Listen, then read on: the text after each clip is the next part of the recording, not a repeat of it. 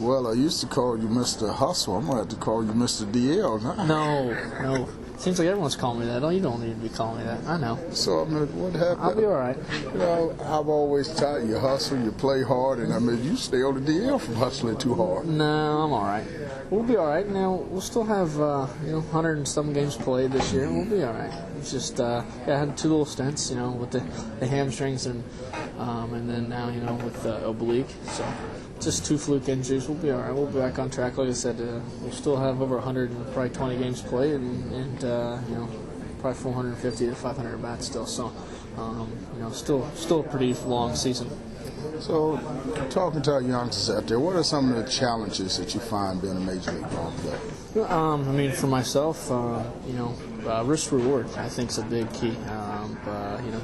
Doing a 162 game schedule, you really need to make sure that you weigh your options out. When you're going for a ball into a brick wall, say you're a Wrigley or you're going into a hard fence, you want to make sure, hey, this is really worth the out of me blowing my knee out or flying into the stands and hurting myself or going face first into a wall. You got to be smart out there. Same thing with going first to third.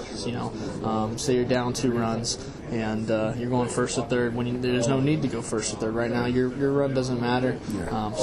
They say at second base. No need to bust your tail and get thrown out or hurt yourself in the process. So just thinking the game, thinking ahead. Is always a big thing for me. If ball's hitting a gap here, what do I do? How do I approach it? Same thing with being on first. Guy hits the ball in the gap. Can I score? Can I get to third base? So I'm always thinking ahead, and that's what makes great ball players even better. The greatest. So yeah. So now, when you think about the season, the up and down roller coaster it's been. I mean, it's been every kid dream of playing in the big leagues. I mean, do you still pinch yourself to still the day that you're here? Oh, yeah, absolutely. Talking to you every day. When I talk to you, I pinch myself because I know if I'm in the right place if the coach is talking to me. Uh-oh. No, but no, you're going to definitely. make me smile. You keep that up. No, definitely.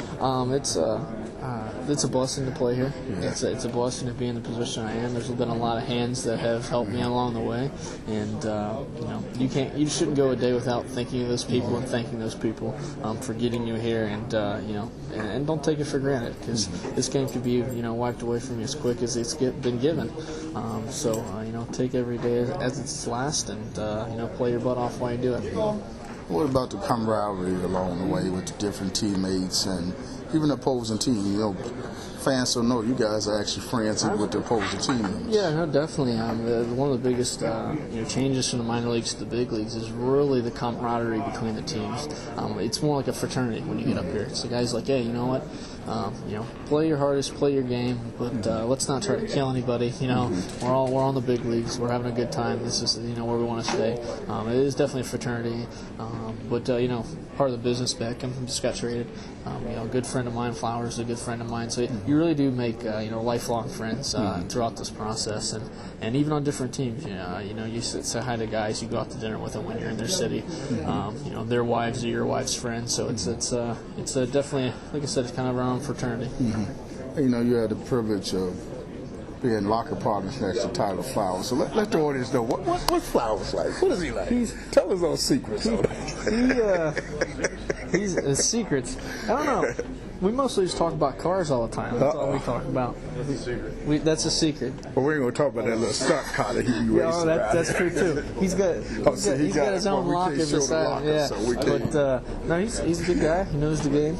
As a catcher, you're the captain out there. You see everything back there, behind the dish. Everything's in front of you. Yeah. But I always joke with him, he's not good enough to even play in fair territory, so we got to put him in foul territory. But no, like I said, knows the game really well. I love to talk the game with him. He's a great feel for the game, and I'm very blessed to have my locker beside his. Coach, take your youngsters behind the scenes with the spark plug out of me. Thanks, sir. All right, appreciate you. All right.